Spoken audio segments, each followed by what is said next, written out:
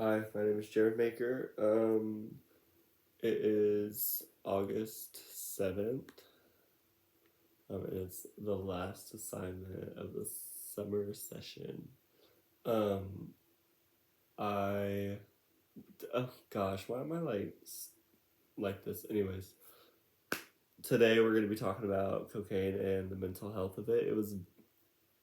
We did like a research project over this. It was really hard to find a lot of information when it comes to other countries and specifically the United States when it comes to the mental health aspect of it. Because I feel like not a lot of people talk about sure people a lot. Sure, people talk about like mental health, but like what are we doing about it? Like, sure, there's rehab, but like, who's holding them accountable? Like, I feel like there needs to be so many jobs when it comes to these things because drugs and narcotics and anything that is bad is not good for you, obviously. And it's just like downhill, like, it's so bad.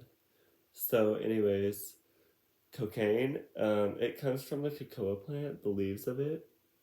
Um, they, do what they do, and it becomes coke. Some people like put gasoline in it also because it kind of gives like a little flavor. You can do cocaine in like many different ways. You can either do it through your nose, either nostril. You can put it on your gums because it immediately gets in the bloodstream, starts activating. You can put it on your tongue because it's the same as your mouth. You could put it in other places if you know what I mean, but like that's weird. Don't do that. Don't do it at all. But yeah, definitely that's odd. So, yeah, it's classified as a Schedule II controlled substance, which is very high ranking because there's only a 1 and 2. There's 1 through 5, but the higher the tier is, the worse it gets and the serious it is. So, yeah, a lot of people do cocaine because of the high that they get. It's like a thrill. Um, I read an article and it said that cocaine it gives you like a little high, like it's a stimulant. It's a different kind of high, not like marijuana. Marijuana is like a depending on the strand, and how you smoke it. It gives you like a chill high. It could give you like it's really up and down. Like there's many different strains that do different things, but cocaine I feel like it gives you like a set mind. Like you do a line. It's like similar to Adderall. Sorry, I don't know why I'm like stuttering, but it's similar to Adderall. It keeps you up. It keeps you up. It makes you want to do things. For the first 20 minutes, you're high, and then when you are, um, what did they say?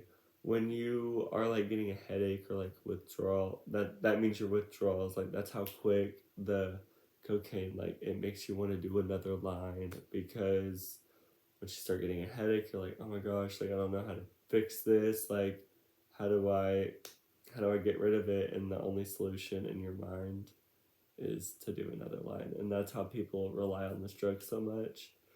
And since it is a suppressant, oh, oh my gosh, it's not a suppressant, it's a stimulant.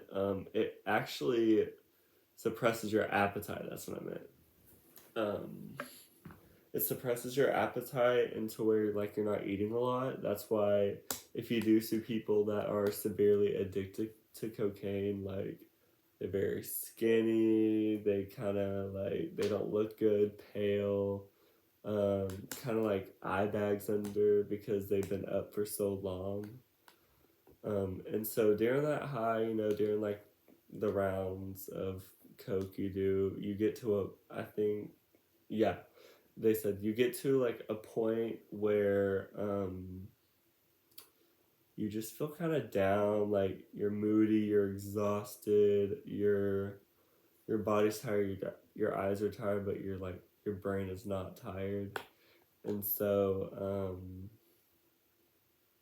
yeah, it gets pretty serious because if you're getting a headache from doing one line. Just imagine if you do like 20 in one night. Like, imagine the next day.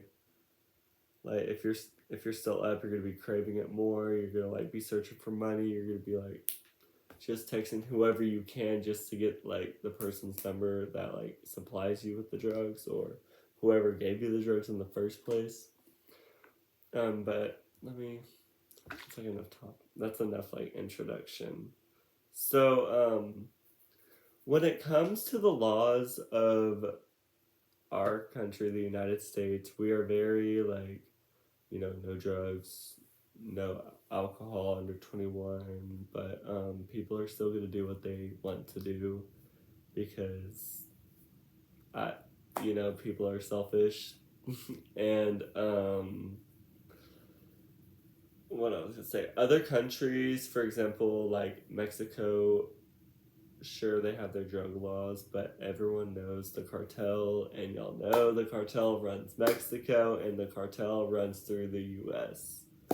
Like recently when the borders were open, I have a feeling that there was a lot of drugs that were imported through Mexico, since they were letting like a lot of people come in. Like, who knows what they brought in. But yeah, I feel like other countries definitely have a better foundation when it comes to drugs, and they take it very more serious. That's why I think in Sweden there's not, or Switzerland, there's not, they don't have ADHD.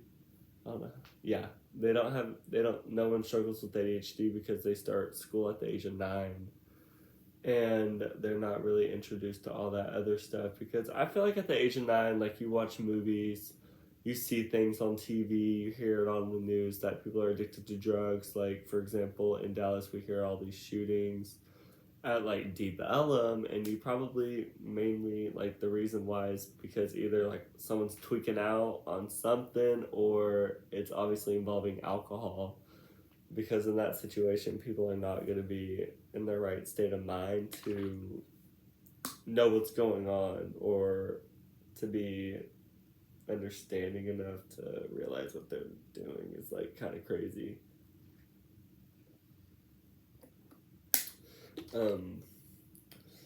But yeah, that was honestly a little bit about drugs and mental health. I meant cocaine and how it's involved with the mental health. There are like a lot of hotlines, especially like in the USA. It's available in like, it's called Smahasa, I don't, and it's a toll-free number. It is open 24/7. It's free, so that means no charges. You don't have to pay anything to call. You just call and they help you out with whatever you're dealing with when it comes to your mental health. So that is very helpful. And obviously, y'all know like the 1-800, like the suicide hotline. That one's a big one too. But I kind of like this project. Oh, yes. Sorry, that just feels so awkward. But yes, I hope y'all enjoyed. Give it a thumbs up and pray for me. Thanks.